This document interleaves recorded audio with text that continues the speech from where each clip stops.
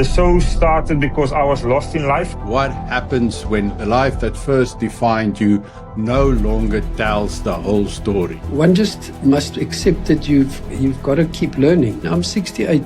I am a dinosaur when it comes to technology. It was really a lot of tears in the bathroom when my family's away, where I just didn't know where I'm going to start. Don't be scared to fail. You've got to almost say, what's the worst that can happen? That is the feeling that I'm so happy that I got back into my life now.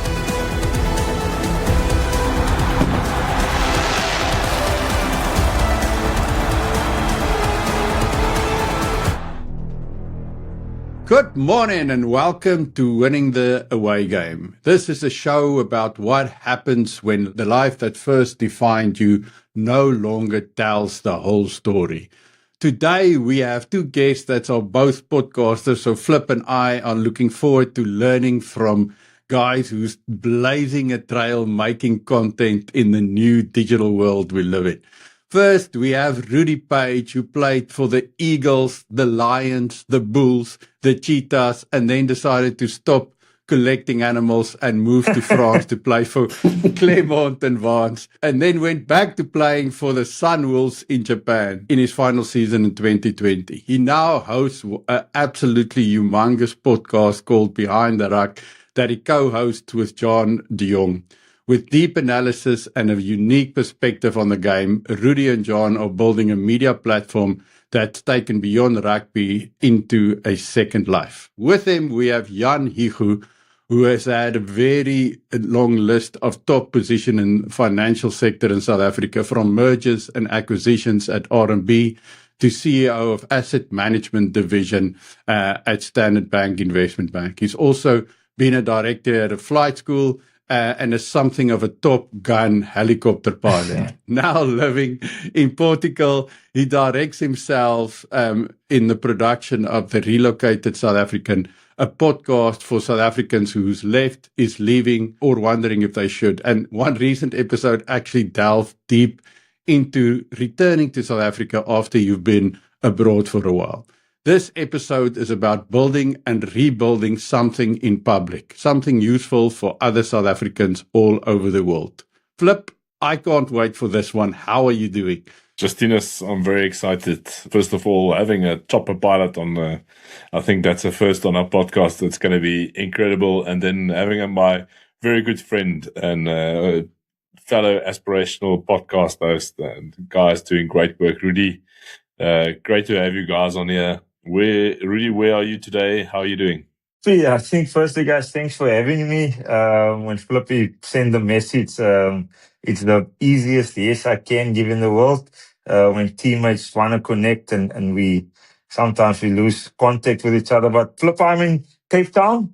I'm staying here for 3.5 years in the northern suburbs in Durbanville. And luckily, guys, my kids are in school. So I've got a quiet house. I've got time for myself and I can spend on quality time with you guys today. Very, very, very good. Jan, yourself, where are you today? I'm in a farmhouse studio, not my own, in near Lagos in Portugal on the southwest coast, on the Algarve. So yeah, it's a different environment, but a really nice place. Oh, lovely. From Cape Town to the Algarve. I think we're not in the worst places. So we've got a little tradition on the podcast where we tell the fans of our favorite Springbok memory. You can choose anyone you want. I'm not allowed to choose Joel Stransky, of course. Jan, floor's all yours. Okay, yeah, I've been warned many times from the first day that I can't talk about 95, but given my age, I have to say that I was in the stands as a young director at RMB. It was before the King Commission, so we were able to fly clients around the country. We went to all the matches, all the quarterfinals, the semis, and the final. We were in the stands. Obviously, you can imagine what it was like. It was absolutely amazing. So, and to this day, and later on, we can talk. I met Francois Pienaar and I flew him around in a helicopter. So really, really amazing memories and that. If you ask about the worst moment, I can tell you that as well. You remember the 2001 match in France when Harry Viljoen was the coach? I think Bob Skinstad was a captain, and they had 7 newcomers, and we got clubbed. And I have never been that cold in my life. It gets colder when you sit in a stand and you lose. So, yeah. Was that the one in Marseille? No, it was in Paris. It was in Paris. We were in Jersey that time. Yeah, it was amazing. Been some couple of dark moments. Rudy, your favorite Springbok memory? If I take Philippi, if I take my personal journey out of it, and not talk about my own life as a Springbok, I think my favorite Springbok moment has to be Carisbrooke when Ricky January scored the winning try. Chip and chase. January or gap up the middle. Here goes January. They can chase. This could be sensational. Oh, what a try! The schoolboy watching that in the courses in the hostel, that has to be up there as one of my favorite Springbok moments. I know we've won 2 World Cups, but I remember that day specifically watching as a Springbok fan, a kid, and just losing myself completely in that moment, especially in Carisbrooke where it was difficult to win. So that has to be up there with one of my favorite memories as a boy growing up in South Africa. But Rudy, was it him scoring the try or Peter de Villiers' reaction afterwards where he's like thumping the table so out of excitement? I think it was Ricky scoring, because Ricky was my hero when I was a kid. Like I tried to play like Ricky. I had mannerisms like Ricky when I was a kid playing at Outeniqua. And the fact that he scored that try and obviously that was special moment. And I think, that has to be up there as a child. I can still vividly play that scene through my head, and John Smith leading the team and Victor and everyone being there. And so really special memory. Yeah, I think that try alongside the one from Richard Bands is probably some of the most iconic Springbok rugby tries that we've seen in our lifetime. Here's Bands straight up the middle. Big Richard Bands. He's going to have a go at Spencer. Get out of the road. Bands. Oh, what a great try. That's one of the best tries you'll ever see from a prop forward. Superb. Ricky, you said putting your own journey aside, you had a very illustrious rugby career. As Justina said, you collected a few animals and then went overseas. We played in the same club in Claremont as well as we did for the Bulls, although you came after I already hung up my boots. But I want to get straight into the details of the thing. You stopped playing 2002, 2003-ish, and then got straight into the podcasting. Take us through your thought process. Why behind the Ruck podcast that is such a famous and such a good podcast? You and Jean de Jong, you are doing great work. What went through your mind? How did you get into that? I'm going to be as honest as I possibly can. I hope I don't eat up too much time for the listeners. But no, you've got all the time in the world. Choppy, I don't know if it happened in your career, but we were stuck in France, in Vannes, me and the family, and my kids were really struggling in school. Dropping them off, they were crying and screaming. There was no international school. Everything was in French. We had to use Google Translate in the evening to do their homework. And I think I came home one night after winter's night when my hands were freezing, couldn't pass the ball. And I looked my wifey in the eyes, Choppy, and I just told her, and it's a long story, I'm going to try and make it as short as possible. But I told wifey, like, look, we're 4 now, and 3 of you guys are struggling. If I decide to stop now and we move back to Cape Town and could obviously go back into the logistical sector and see you got a job offer from DSV, then it's 1 guy struggling and 3 people thriving and happy. And that's why I stopped. And I think if I fast forwarded to Behind the Ruck, the show, and if I'm brutally honest, Behind the Ruck was never to have views. It was never to financially to monetize. The show started because I was lost in life. I didn't have purpose. I didn't know what I was good at. And Juan was nearing the end of his career. And we were playing golf often, and we were on the golf course arguing Bulls, Stormers, and he wants to play attacking rugby. And I always say, no, game management, we kick the ball away, we play suffocating rugby, you strangle it with the forwards. And we just said, look, we're always disagreeing. We're always already got different point of views on rugby. We got unique personalities, Choppy, as you would know, myself. And we just said, why don't we start a show? It's already so big in the US, podcasting, with former athletes start their own thing. And one day he called me and said, Paisley, I found a recording studio. It doesn't look great. It's a black curtain and a black table, but I think we can start today. And that was the basis of Behind the Ruck. It was never to be about sponsors, views, audience. It was a means that we could stay busy and find purpose again post rugby. I hope that sums up and answer your question, Boykie.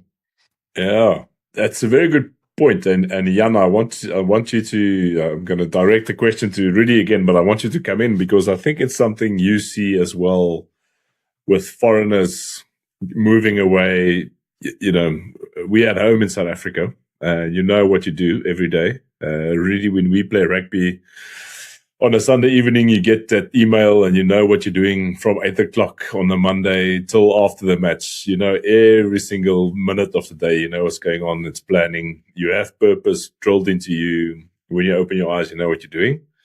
You said you started, you started to find purpose, or you have purpose, or you're on the journey.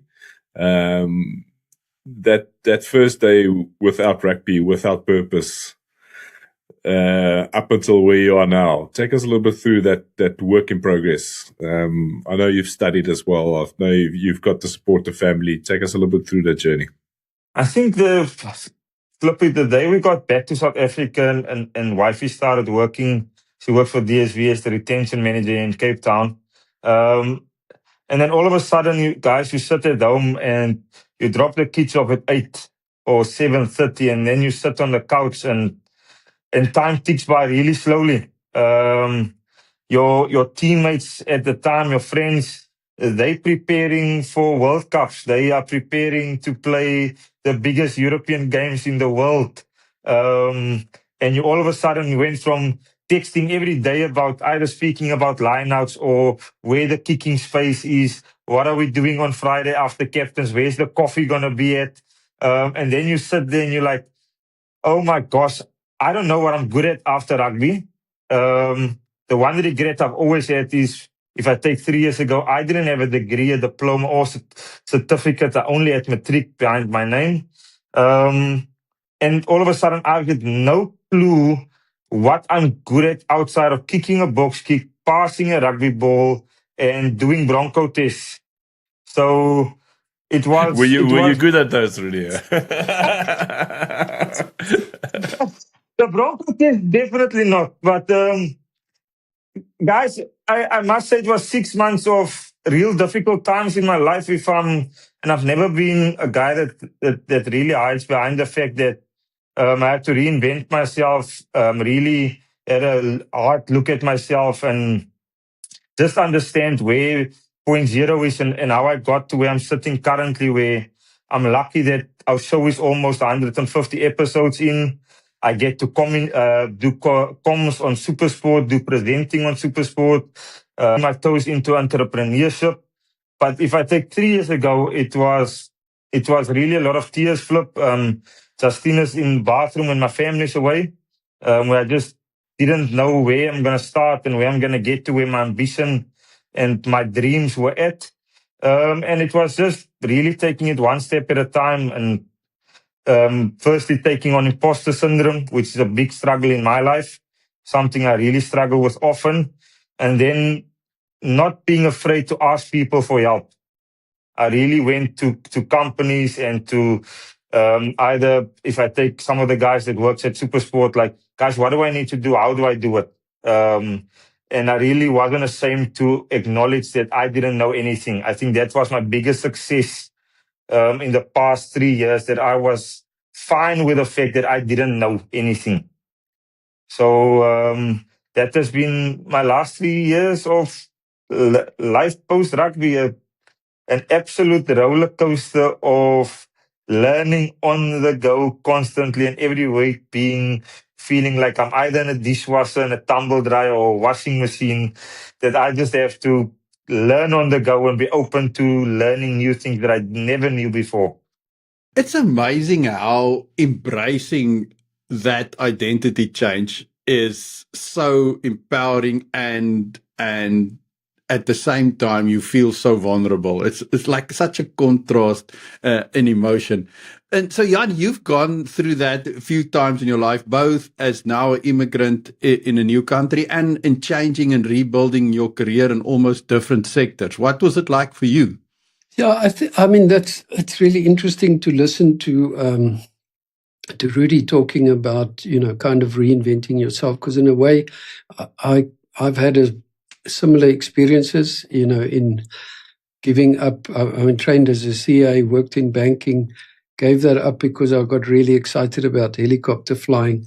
Got involved with people. They always say, your partners, were they honest? They were honest, but they weren't fanatics, that kind of thing. So the end result was that I had to stop flying.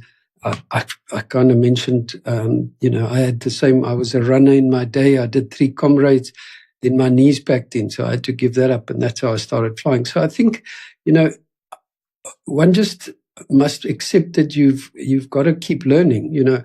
I think, and the same with talking about the podcast. Arriving in France, we had a horrible experience with my wife, accident, so on, and post my flying, I started writing about the memories when I had to stop flying, and I used that.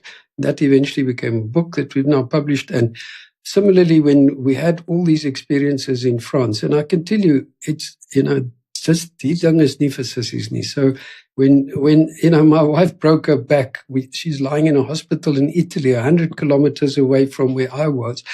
It was COVID. I could see her for half an hour a day. When she crashed, the doctor told us she's paralyzed, but I'll see what I can do. And this young doctor, who's 34, he saved her. And today she plays golf, she plays paddle.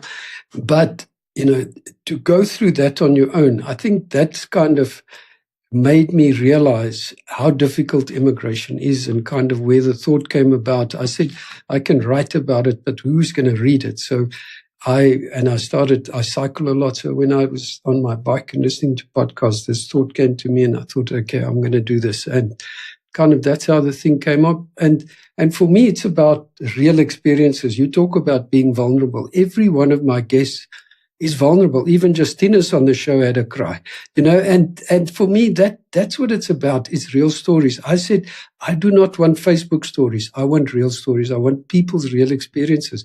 And I think that's why we're getting the sort of traction that we're getting with the podcast. It's just fascinating. And talking about learning, I mean, I'm 68.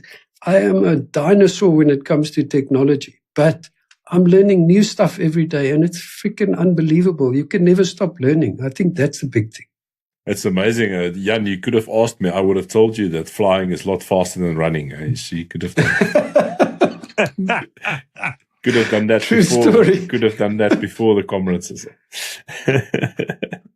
But it's incredible. And you told the story earlier that you lived in a time where you were allowed to take clients or flew clients around South Africa, and almost say living the dream.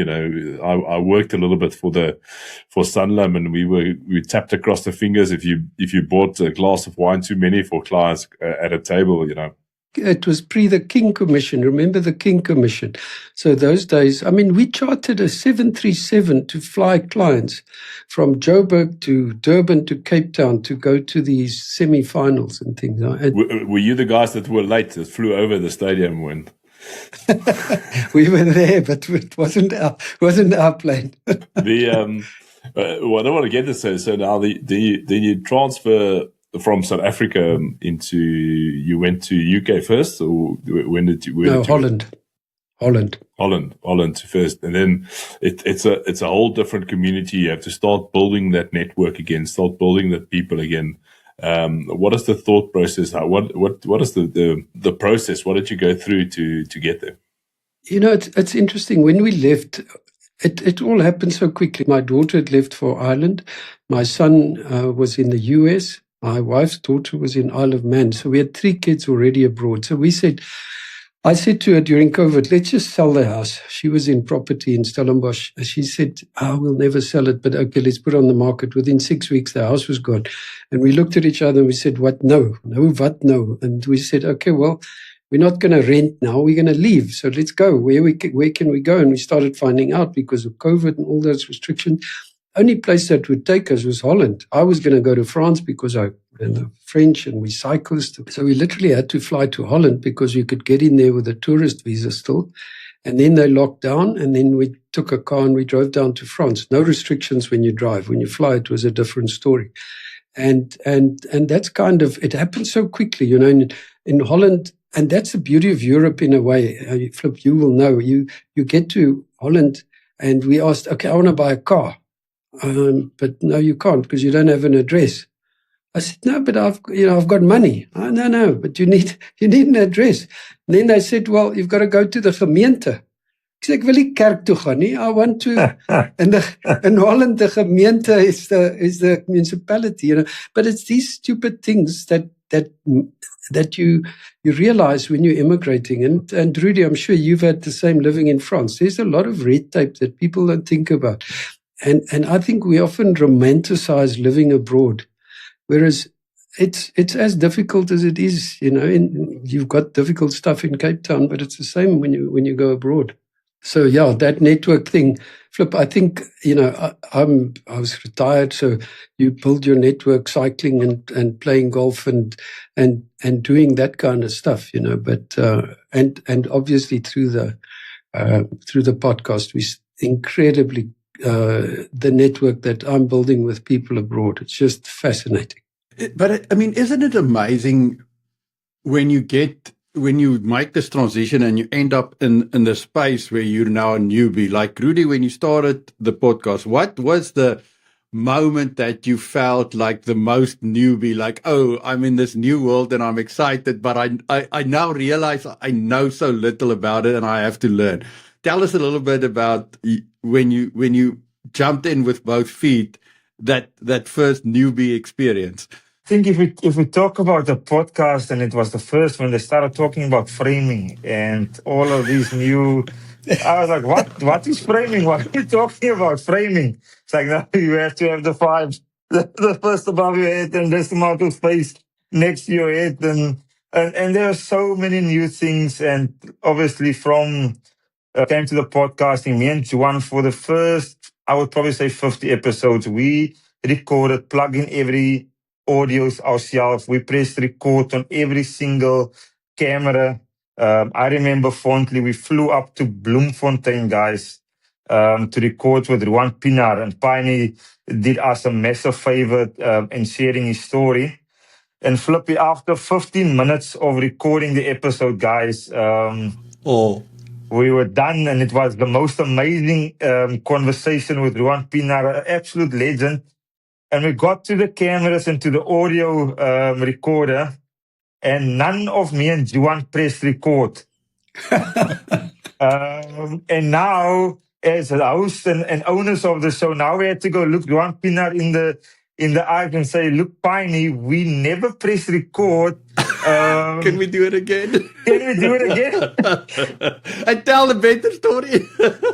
It's a Sunday afternoon that he took away from his kids and his family to come and join us at the Cheetah Stadium. And that is one of those stories that you're like, oh gosh. And the feeling that you had as the two owners and co-hosts it was ice cold. Your body just like kind of went numb. So that was a day that I never really went back, but it now it makes a cool story.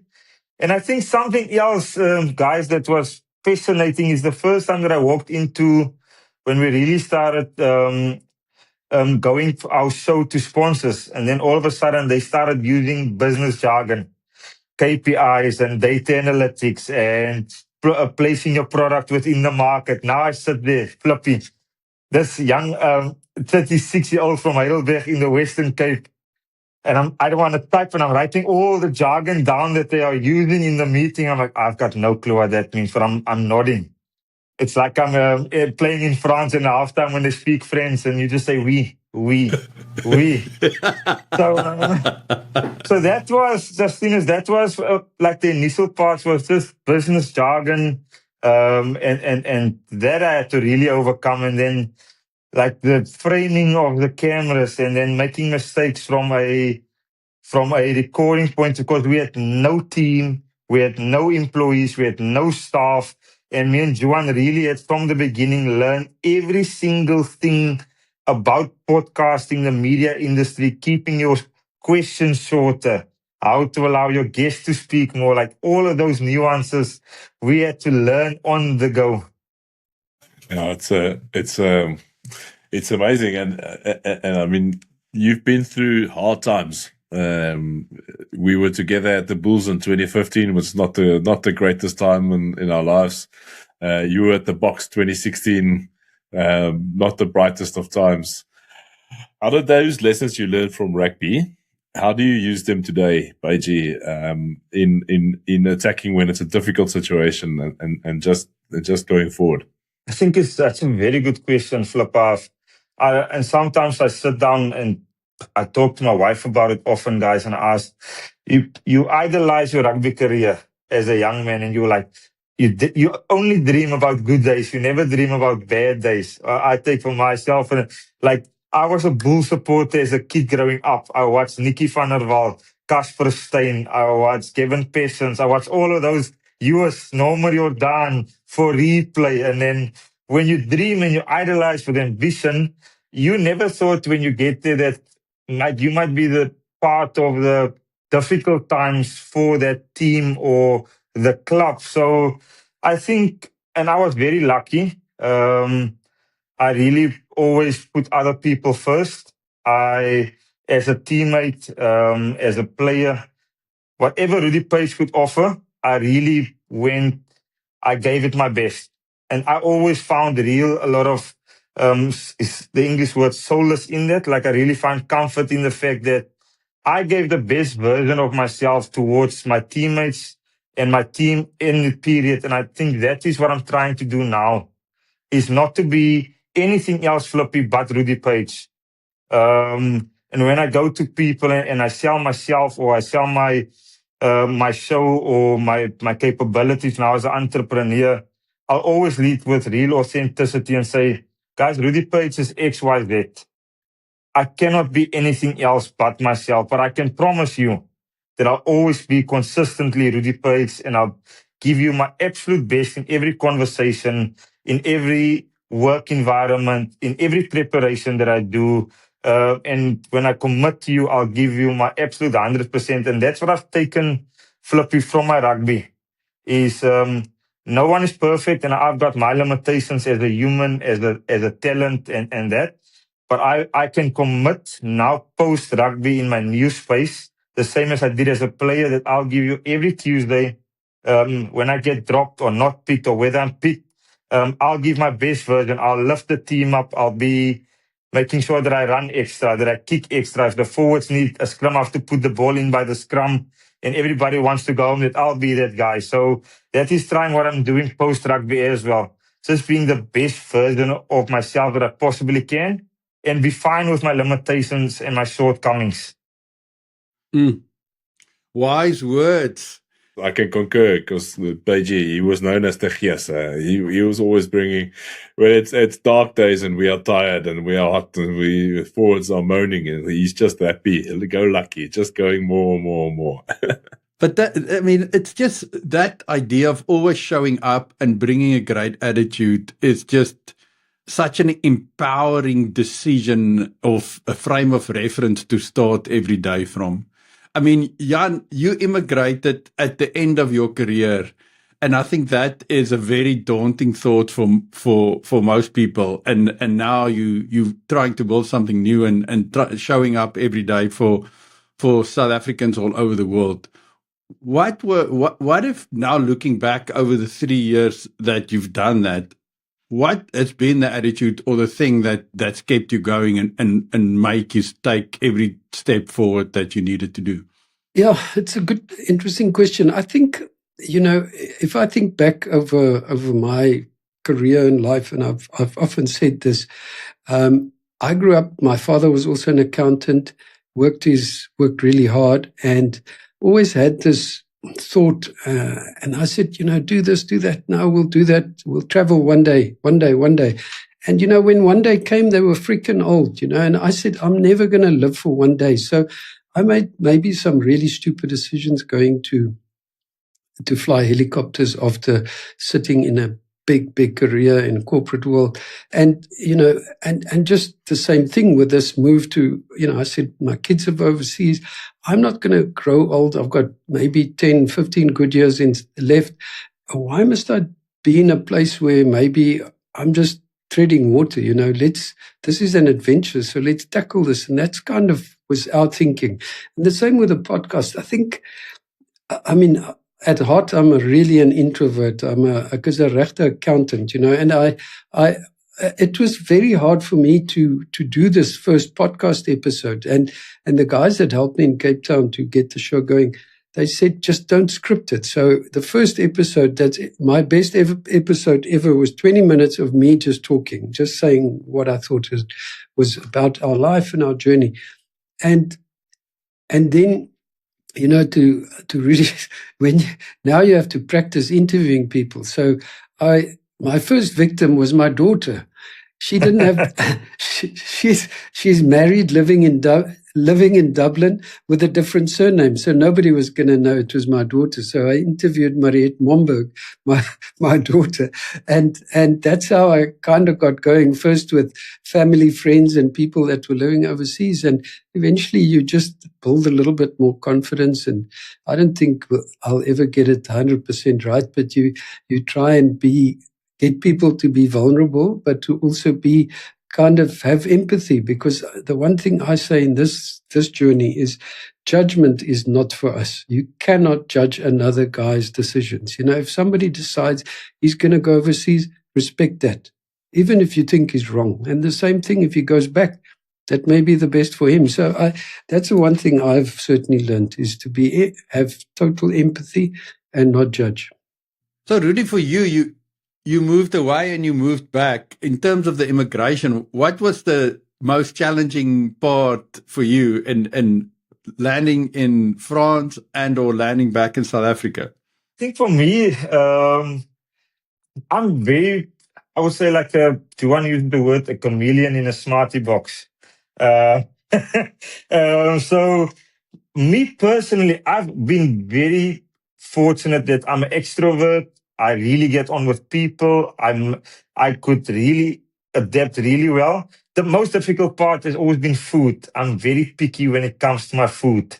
So when I landed in Clermont the first day for the very first time, Choppy's coffee shop with him, and what is the hooker's name? Choppy man. John Oluja. John, yeah. So I spent most of my 6 months in Clermont at the coffee shop, just making sure that I eat and having coffee that I really like. So I'm a big foodie, guys. I used to import my 6 gun spices from, there's a shop in Amsterdam that we used to every month dispense. Make sure that my kids had their cream soda. We had our crunchies, 6 gun grill for the meat. Did you ever get into the French food? Because I must say, living in France, eating a rabbit or frog's legs or snails, those things didn't work for me, man. I just could not. The thought of having lapin, oh my word, that just... So yeah, I was a racevleis and aardappels guy, so I wasn't good with the French food. I think the duck in France for me was the absolute best. Flippy would know this place, but they sold crepe, duck stew, but it was the softest, most tender duck in a crepe. And I used to drive there often. It was past the golf course, I believe, in Clermont. Yeah, it's like up in the mountains, Kipperie. It was so good. I remember it was very good. Really amazing. So I think, Jan, for me, I really fell in love with the French way of living, the way of them seeing life. The wine, the red wines were absolutely amazing, and the duck really grew on me while I never would have thought a guy from the Southern Cape in South Africa would love eating duck in France. But that was me falling in love with the food in France. When it goes to Japan, guys, that is where I really struggled with the food. Difficulty eating rice, breakfast, lunch, and dinner. And spent a lot of time, unfortunately, walking to the closest McDonald's, which was not good. Comfort food. Comfort food, boyki. And I mean, you talk about walking in Japan. Wynand Olivier told the story of how he had to leave himself like personal objects along the road so that he wouldn't get lost because it's just everything looks the same. No, it was, look, from technology point of view, it was unbelievable. Having Wi-Fi while walking in the street and the suburb has got their own Wi-Fi, that made me lose my mind completely. And then, but just having no sense of direction. We were about an hour outside of Tokyo, but having no sense of direction at all and just basically being so reliant on technology the whole time. But it was a really good time. But really struggled with the food in Japan. I don't know why. A lot of the boys love it, but the short guy here just really had difficulties with the food that side. Did you play lock in Japan, Rudy? Jan, being a whole 1.7 centimeters, even I was short in Japan. So the only good thing was Jan was going to Shibuya Crossing, and absolutely from a buying clothing point of view, it was heaven. Like it was the perfect sizing for my feet, the perfect sizing for my clothing. So yeah, Japan shopping, unbelievable for me. That's so funny. Jan, I want to take you on you saying you being the most boring accountant, because I mean, having moved away and flying choppers, and then you've managed to fly some very famous people in your helicopter. Tell us a few stories.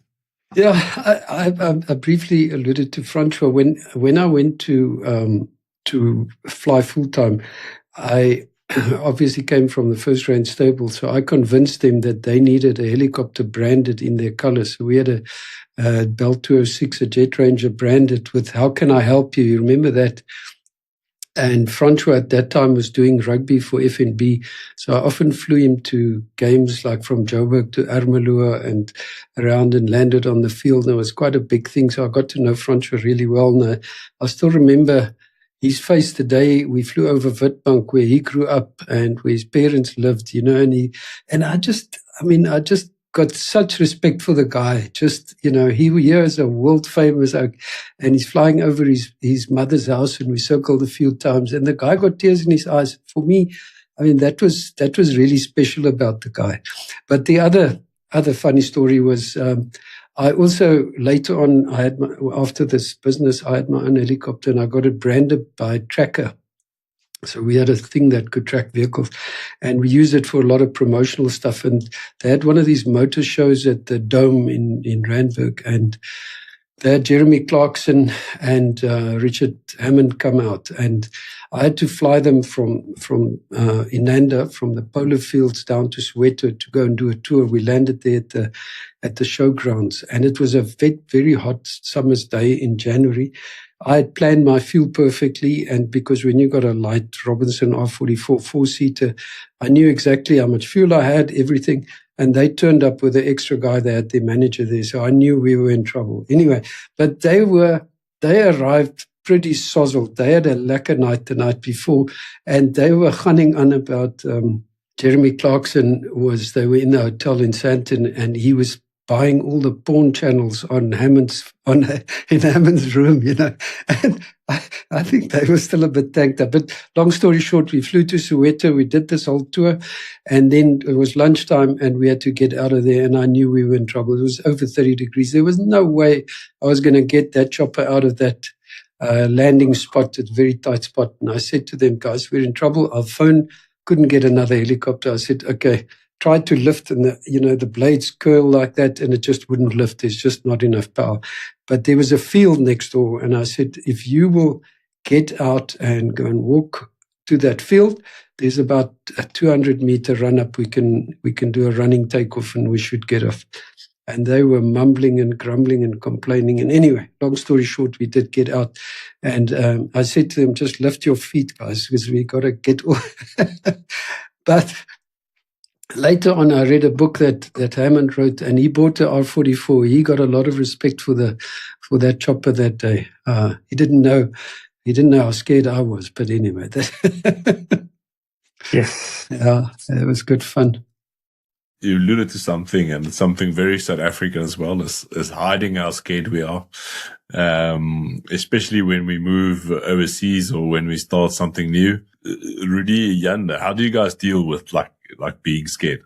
Chopper, I think in Afrikaans, ek is 'n dominee se kind.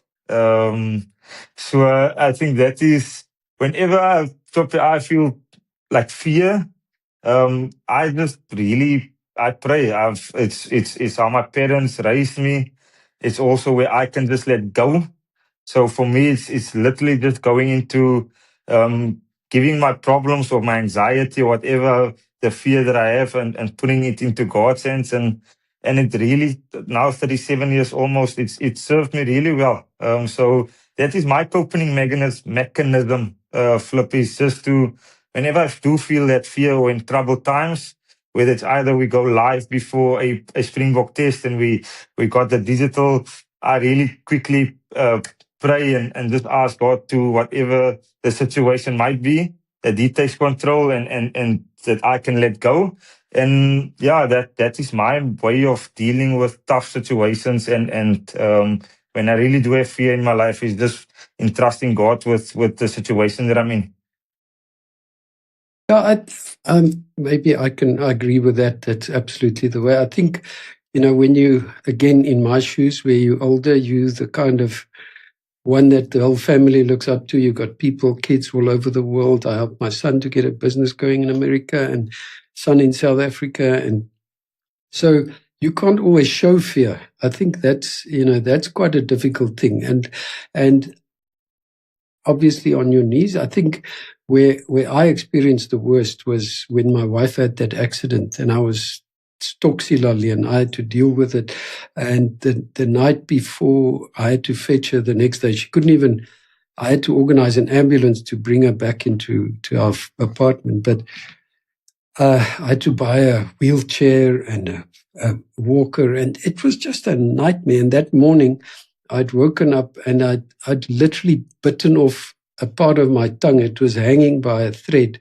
So I must have had a seizure that night. And that's when you realize what stress can do to you. You've got to deal with it. And this is the one story that comes through every one of my episodes is family and support. People do not realize how important that is. So that's the sacrifice you make when you leave, is you give up that support for a better future or for whatever for your kids. But that support. So you talk about, it's kind of, I guess you can combine it with fear, but it is why do you have the stress? It's the fear of the unknown. And I think, we deal in different ways with it, but when things go bad overseas, they go bad. So yeah, and then fear strikes. Justinus, bid jy of slaap jy? No, I was thinking about that if things go wrong, because we just landed in Canada and we had to drive. It was in 2015, just around the World Cup. We were actually on our way back from a hospital visit in Vancouver when the Boks lost against Japan. So the day went from bad to worse. But that feeling of helplessness, so we in a new country, we've been there not even months, maybe 4 or 5 weeks. We had to drive 14 hours to get to the hospital. And they say to us, no, they have to admit our daughter for emergency procedures and give her treatment. So it was, I just want to echo what you say, Jan, is you don't realize when you remove yourself out of the context and go to a completely new context and then things go wrong, it becomes overwhelming really, really quickly. And it's very hard to deal with. What is your lessons there, Jan? How do you then fill that void because it's something I struggle with as well. It's like some days I don't want to speak French anymore. I want to speak Afrikaans and braai and have a laugh with my friends, but and then something bad happens and the hole seems to open underneath you. What is your advice? How do you fill that type of hole? Even in a business sense, I think you must have, in the corporate world, it gets very lonely sometimes the higher you get. How do you fill that hole? Well, talk about business, talk about the podcast. I've said it to Jonathan. I think I've said it to many people. This podcasting, especially when you do it on your own, is a lonely sport. So, you reach out. I've learned now to reach out. I talk to people. I think the other benefit that I have is that I have a wife that is very supportive. So when the two of us, when the one is down, the other one hopefully is up. And we I think that's a big thing. When you have a partner, you've got to be on the same page. I really, really believe that. And then, it's not a South African thing, but I'm a firm believer in therapy. I'm not scum to say that I go for therapy once a month and I speak to somebody and because I'm just that's not my normal nature to just go out and speak to friends, or I don't have those close friends close by when you leave. You talked about the network.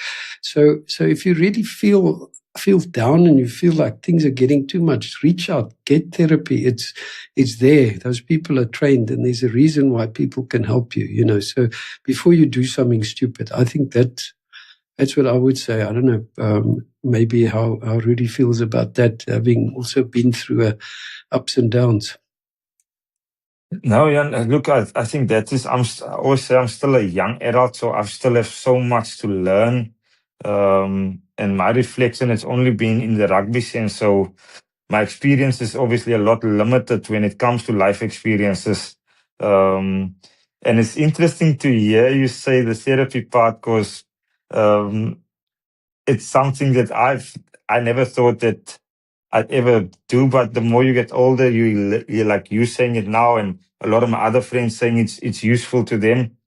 So it's something that I would think about. It's still the conservative part in me, South African part in me, as you just mentioned. Therapy is like this icky, yucky word that we, and as Afrikaans boy, you're like, oh, yeah, I can't go talk to someone about, I'm struggling with something. What do you mean a stranger? Yeah. So but it's interesting, obviously, that you mention it and it works for you and it helps you. So it's definitely, when I find myself in the future, again, in a situation like I was in the past of 3 years ago, maybe it is an option that I should also look at and maybe pursue when things do get difficult. But I think that's an interesting point. That transition for the players after playing is very hard. And I think the South African culture in general, we try and deal with those struggles in isolation, away from the spotlight, on our own. And it's not easy. Do you think, you've just mentioned that reboot program that the union or the rugby union gives. Why do you think players struggle so much with it? Rudy and Flip, what is the big obstacles that prevents them from moving forward when they retire? Yes. I think I'm gonna do the rest of the players when I speak on their behalf. So I'll speak on my own behalf.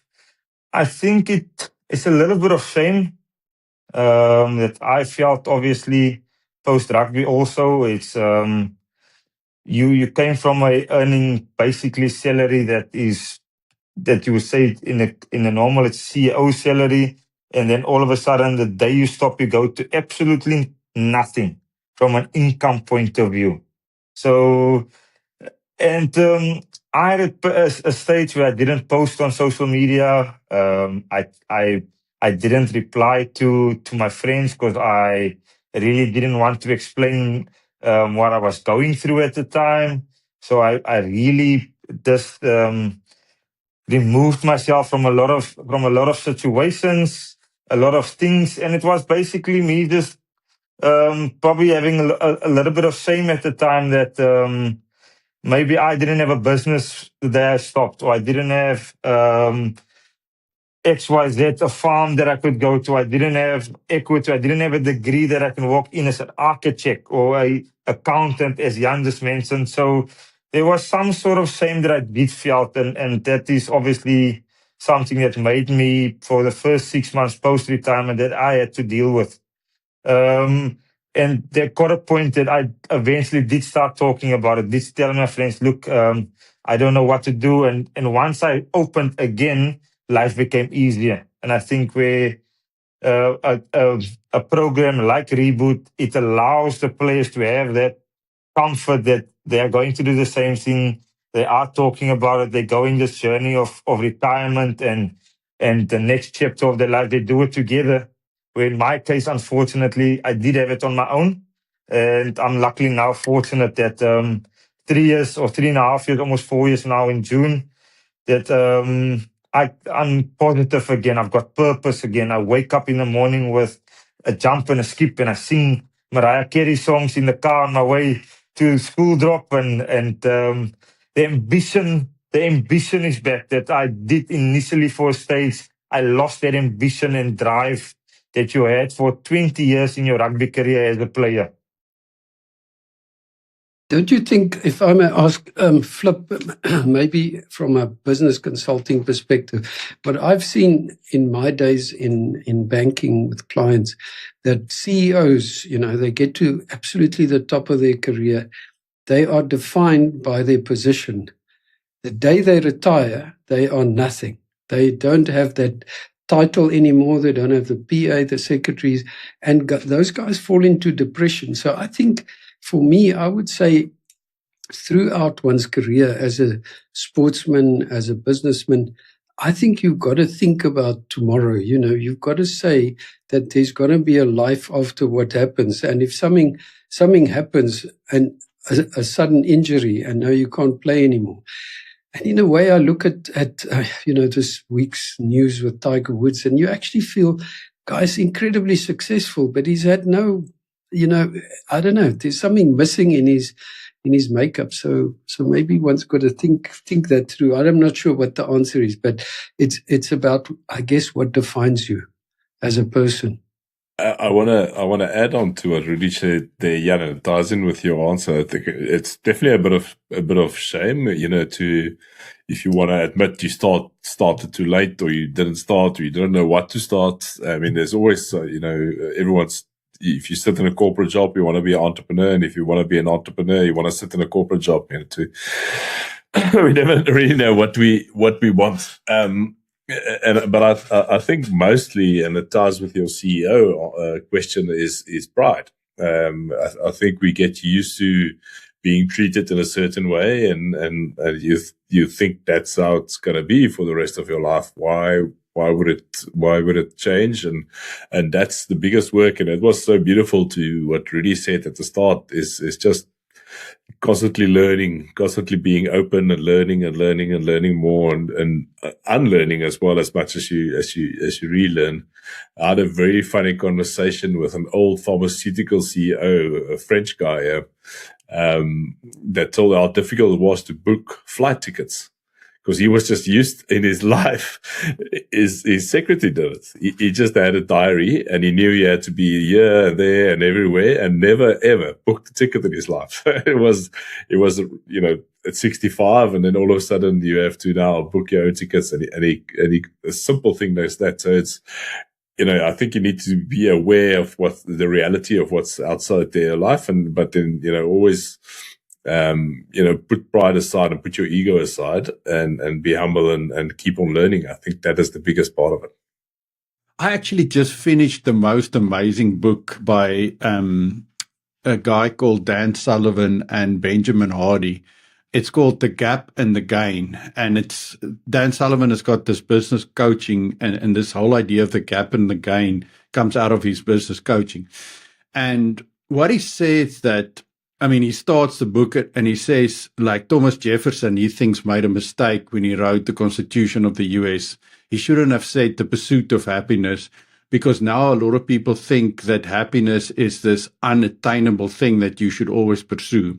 And in his mind, happiness comes from assessing your position where you are in life relative to where you started, not relative to where you would love to be.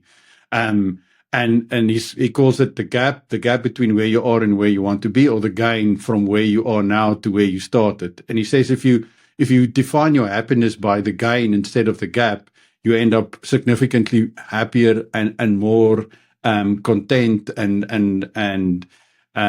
in a better place. It was really an absolutely fascinating book. Yes.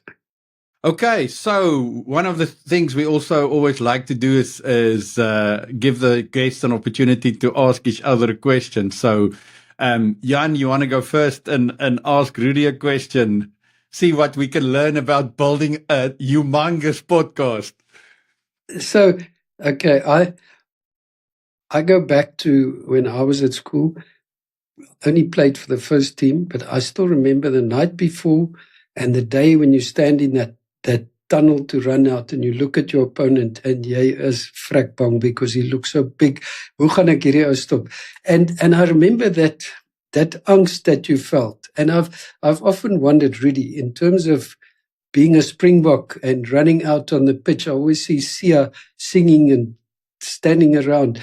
When you stand in that tunnel, do you feel that same kind of, trepidation, fear, and it's over when you run on the pitch? And the same thing, Flippy asked you about fear, but in your business world, have you ever experienced that same, I don't know if it's angst, but it's that anticipation, nervousness, whatever, and you know how to deal with it in rugby?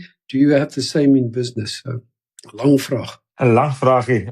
Nee, Jan, I think if you talk about the feeling before the match, I probably had more nerves the Friday evening than in the tunnel, because then it's the time that I used to really feel like, okay, it's important that I play well, I do excel, really. But for me, in the tunnel before match, as a scrum half, I went through every single play in my head. As a scrum half, I had to know the 5-man calls. I had to know exactly, let's say it was Flip and Victor, where they're going to be on the third ruck. So I was just always thinking about exactly understanding the play sheet, knowing the detail really well as a scrum half. So I think I never actually had so much time before game to feel that nerves. It was just all understanding in our exit play, this is where we need to kick. This is exactly where maybe the Brumbies had a Fijian winger on the one side that I need to take the play across the field. We want to kick on him. We want to kick away from Israel Folau. So I was always it's like it was math going through my mind, understanding and knowing what we need to do when we get onto the field. So the Friday night, when I was watching Gladiator and Braveheart, that's actually when I was very nervous, Jan, the night before the match. But in the tunnel, not as much. Just had a lot on my mind. And I think your second part of your question, which I'm assuming going to answer, I don't know if it was meant for Flippy, but I actually get that same feeling now when I do commentary for SuperSport. Right before they say, guys, we're going live in 10 minutes, that's when all the lights go on. I feel my fingers, I can feel my toes, I can feel everything prickling, and I actually can feel, okay, now it's going to be game time shortly. The nerves rise a little bit, and then I go through my stats and my notes and my preparation, and then I get really excited to go again. So I hope that answers your question, Jan. Yeah, perfect. No, it's exactly. That's beautiful. That's when you know you're alive, Rudy. Absolutely, Boyke. And that is the feeling that I'm so happy that I got back into my life now. So this thing is it my turn to ask Jan a question now? Go for it. Okay, here we go. Jan, I think mine is very simple. Asking for a friend. If, let's say, it's a young 30, almost 37-year entrepreneur that really want to diversify his portfolio as an entrepreneur, what advice would you give him to make sure that he's got a sustainable, successful future as either a businessman or as a businessman and owner of a product or a company? Sure. I think obviously you've got to think through the possibilities of what you're trying to achieve. Do your sums, do your due diligence. You can never be 100% correct, but I think due diligence is critical in considering all the options. Don't be an accountant and just see the negatives, see the positives as well. That gain that Justinus was talking about. But I think that's on the one side. Do your homework. You said that there's a point where there's not more that I can do. And I think the biggest thing is don't be scared to fail. Man, that's a South African thing. Ons is so bang. We are so scared of failing, and you've got to almost say, what's the worst that can happen? And I really think I've failed many times, but you just got to say, I've got to try again. It's not the end of the world if I fail. If I've learned something out of a failure, then it's great, So I think those would be my two. I don't know if I can. I would say those are the two things that I would think. Do your homework, but don't be scared to fail. Do you find that do you find for you, Jan, over your lifetime, has the resistance to failure or the fear of failure increased or decreased throughout your career? I think it's decreased later. Again, one shouldn't. We can't blame our parents. But I grew up in a house where it was only the best was good enough. If I played for the second team, my dad didn't come and watch, and I remember that. And that kind of thing. And so I became a CA, and I thought that was good enough, and maybe it was. And I think the day I decided to leave and go and fly helicopters, it was such an individual decision. It maybe wasn't the best decision, but I did it for me. And I said, okay, if I fail at this, I'll probably be dead, but okay, that's also okay. But I'm doing it for me.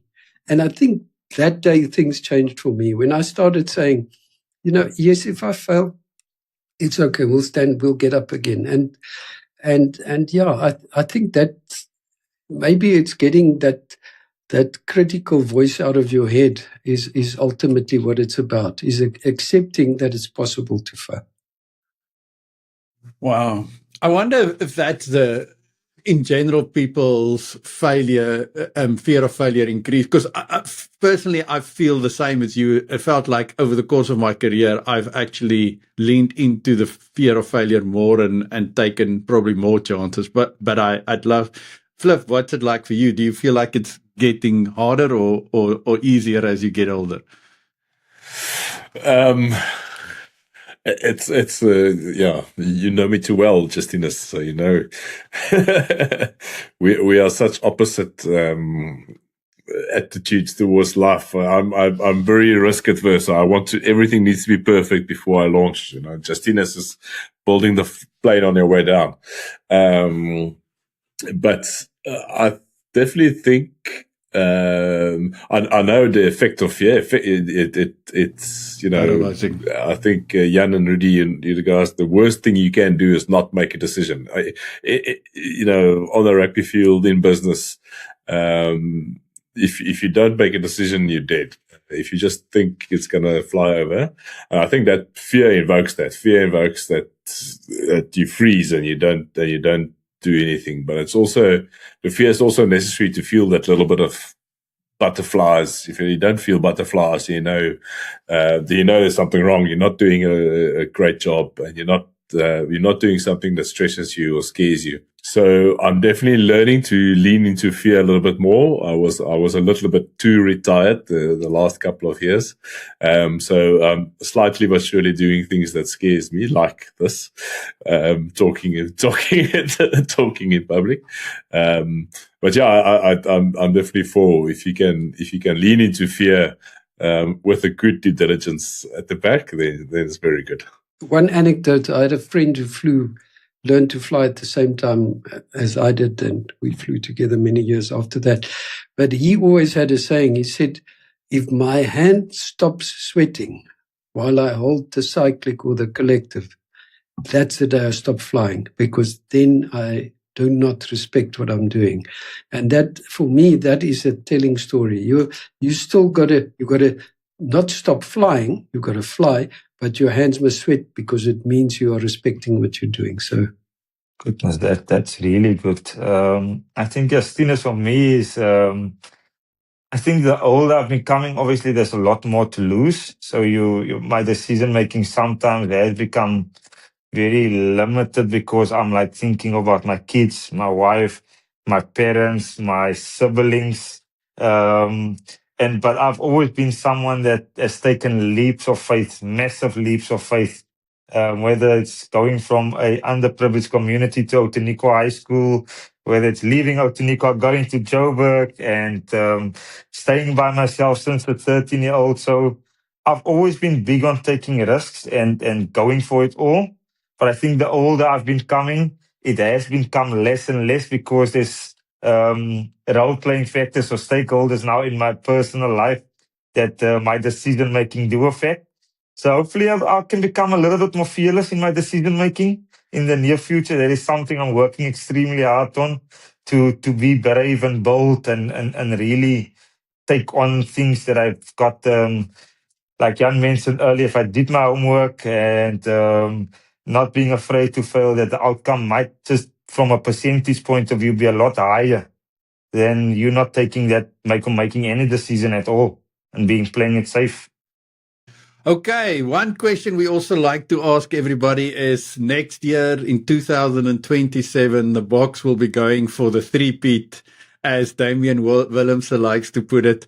Where do you think you'll be watching it, and do you think our boys has a chance? If I go first, I'm going to be in Australia. Whether it is matching out my credit card, whether it is being in the absolute dog box with wifey at home, I'm going to Australia. And look, I really believe that we can go three-peat. I am confident that this group of players, that the squad, the coaching staff, that we can go to Australia and go 3 in a row. Absolute confidence. I think this is what this team has given us as fans and supporters, is confidence in them. The way they operate, the way they find ways in difficult test matches still to come out and win when sometimes they don't play their best rugby. But I think that's the sign of a team that is at the best of their abilities, not to have the perfect game, but still manage the final 15 minutes to win it.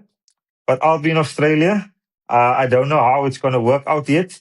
But I'll try and make sure that I go to every round robin match in my Springbok jerseys, cheering, supporting, and being a true patriot of the Springboks and a South African. Awesome, Jan. I'll probably be in Portugal. There's a lot of pubs here where people watch rugby together. There's a lot of South Africans. I haven't got plans to actually travel, but I agree with Rudy. I think we've got the team. Some of the older guys may or may not make it, but I think there's such good talent if you look at that under-20 squad and some of the young players that are coming through. And as long as Rassie stays there and guides them through, I think we've got the best chance ever. And I'll be supporting them big time. Awesome. Thank you very much, guys. That was a great conversation, and thanks for joining us. We love learning and felt like we delved a little bit into some of the challenges. So thanks for your time and thanks for sharing. Thank you so much. Nice meeting you, Rudy and Flip, and Justinus. Thanks again for inviting me. I really enjoyed that.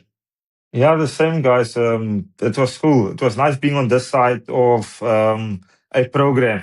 So really enjoyable and actually just cool to talk important stuff with people and not just fluff. Sometimes intentional conversations, it's really nice to have, and I've really enjoyed it, boys. Thanks, Choppy, for the invite.